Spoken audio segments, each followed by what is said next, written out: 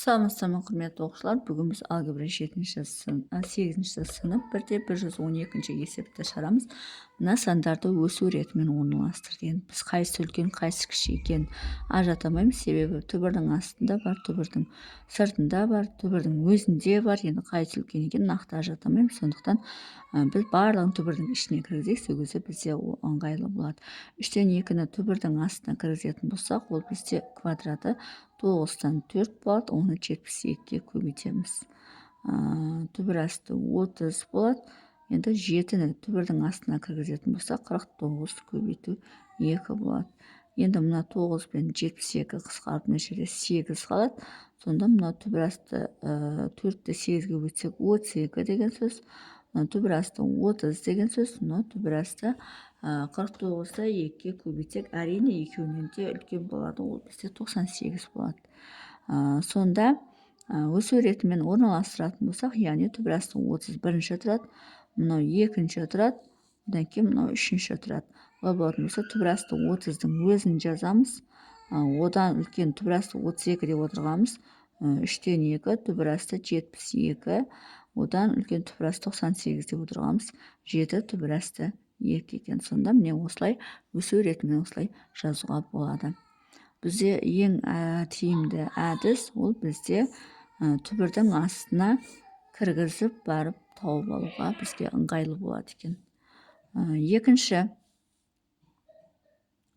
5, түбір асты 7 бөлінген 2, түбір асты 17, 2-ден 1, түбір асты 62. Енді осы жерде 5-ті түбірдің астына кіргізетін болсақ, түбір асты 25 көбейту 2-ден 7 болады. Түбір асты 17-нің өзі болады. 2-ден 1 түбірдің астына 4-ден 1 болады. Көбейту 62 болады. Міне осылай жазуға болады. Енді 25-ті 7-ге көбейтейік. Немесе 7-ні 2-ге бөлсек бізде 3,5 болады. 3,5-ті 25-ге көбейтейік. Сонда 87,5 деп жаза берейік. Осылай 87,5 деп. Түбір асты 17. Енді 62-ні бөлеміз 4-ге. Ол бізде 15,5 болады. Түбір асты 15,5. Енді алатын болсақ, бірінші 15,5, одан кейін 17, одан кейін 87,5. Олай болатын болса, ең бірінші 2-ден 1 түбір асты 62 болады. Одан үлкен түбір асты 17 болады. Одан үлкен 5 түбір асты 7 бөлінген 2 болады екен. Міне сонда екінші есепті осылай шығаруға болады. Бұл екіншісі. Енді үшіншісін шығарамыз. Үшіншісін салыстырамыз.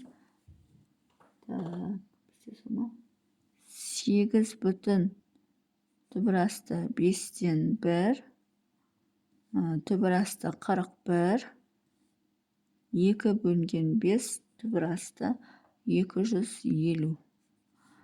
Осы жерден енді біз не істейміз? 8-дің квадраты алып кіргіземіз. 8-дің квадраты бізде 64, көбейту 1 бөлінген 5 болады. Түбір асты 41-дің өзі болады. Бізде 25-тен 2 болып кіреді. 25-тен 4 болып кіреді түбірдің астына. Көбейту 250 болады түбірдің астында. Енді 64-ті 5-ге бөлейік. Ол бізде 12,8 болады екен. Түбір асты 12,8 болады. Бізде түбір асты 41 болады. Енді 25 пен 250 қысқарып мына жерде 10 қалады. Түбір асты 40 болады. Сонда ең бірінші 12,8, одан кейін 40, одан кейін 41 болады.